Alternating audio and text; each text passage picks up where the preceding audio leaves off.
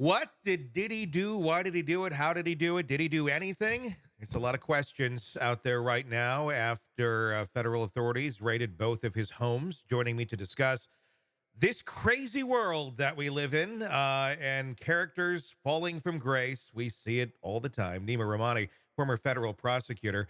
Neema, what was your reaction when you saw the footage of helicopters and federal agents going through the home of Diddy with the allegations that they're looking for information on sex trafficking? Well, Tony, this one hits close to home literally because I live about a mile or two away from Diddy's house. So you So probably I saw didn't the just see it. helicopters. I saw the helicopters not just on TV, I saw the very heavy law enforcement presence. Obviously, we were shocked. You're talking about very serious allegations under federal law. And we know that this investigation is being run out of the Southern District of New York, probably the most prestigious prosecutor's office in the country. They hire the best and the brightest. They're usually handling complex crimes there on Wall Street. But now they're apparently handling this federal sex trafficking case. And under federal law, depending on the age of the victim, these are 10 or 15-year mandatory minimum sentences for each count. Obviously, you can go up to life. So if this is true and these allegations are proven, Diddy, things are looking bad. He's looking at decades in federal prison. I mean, it's something where there's been allegations over the years here and there. He seemed to have settled most of these allegations. So we don't know the details of many of those settlements, but they kind of just kept coming and they kind of kept coming. And it started to kind of look like R. Kelly and it kind of started to have little tones of Epstein going on. But again, we didn't know anything. And as of right now, he's not charged with anything. But they certainly won't be raiding someone's house just on a hot tip. This is something where I'm sure they've been working on this for quite a while. Can you give us some insight, as being a former federal prosecutor, what likely has been going on behind the scenes and for how long leading up to these events? Well, Tony, there are a lot of civil lawsuits, and he did settle a big one, but I think Diddy and his lawyers made a huge strategic error. Cassie Ventura, his longtime ex-girlfriend of approximately 11 years.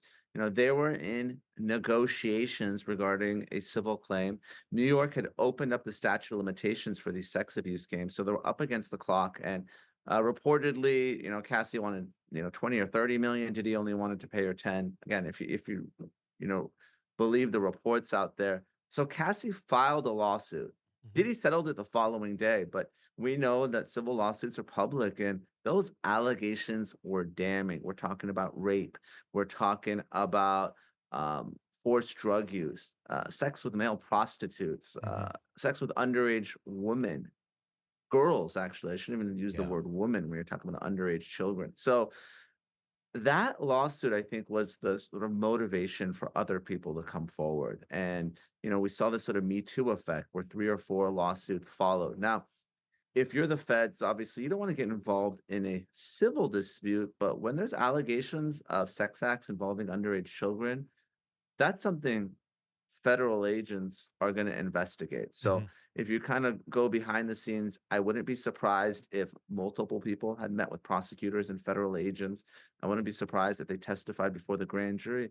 And I wouldn't be surprised if a grand jury indictment has at least been drafted. Because if you're the US Attorney's Office and you're going to go to a federal judge and you're going to get search warrants for two of Diddy's homes and go in with a heavy law enforcement presence, you believe that you have probable cause that those homes contain evidence of a crime, which probably means that you have probable cause to think that a crime has been committed and Diddy should be charged. Now, I think what they're looking for is video evidence of those crimes. According to civil lawsuits, Diddy himself would videotape these sex acts himself, and there are hidden cameras throughout those homes. So if you look at some of the videos of the raids that TMZ here in LA had posted, looks like Homeland Security investigations agents, they were looking for digital evidence, servers, cell phones, things to that effect. So if any of that is in the hands of law enforcement agents right now, it's probably just a matter of days or weeks before Diddy is indicted.